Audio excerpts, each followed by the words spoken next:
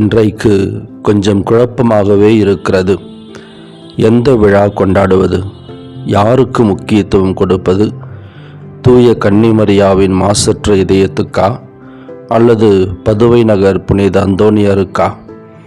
மாதாவை பற்றி பேசலனா மாதா பக்தர்களுக்கு மன கஷ்டம், அந்தோனியாரை பற்றி பேசலனா அந்தோனியார் பக்தர்களுக்கு மன கஷ்டமாகும்.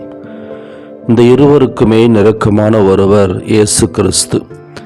புனித அந்தோனியாரோடு பழகி விளையாடிய குழந்தை இயேசுவை நமக்கு தெரியும்.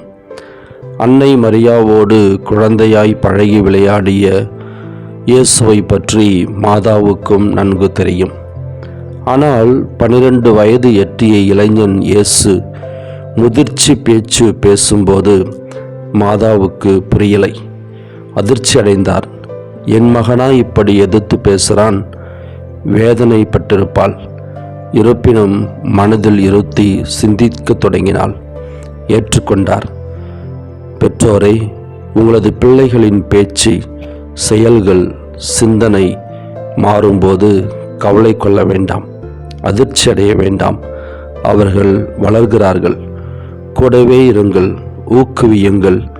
அதே சமயம் உங்கள் பிள்ளை எங்கு எதில் தொலைகிறான் என்பதில் கவனமாயிருங்கள். சிந்திப்பதில் முதிர்ச்சி அடைந்தவர்கள் போலவும் தவறு செய்வதில் குழந்தைகள் போலவும் இருக்க அவர்களுக்கு கற்றுக் கொடுங்கள்.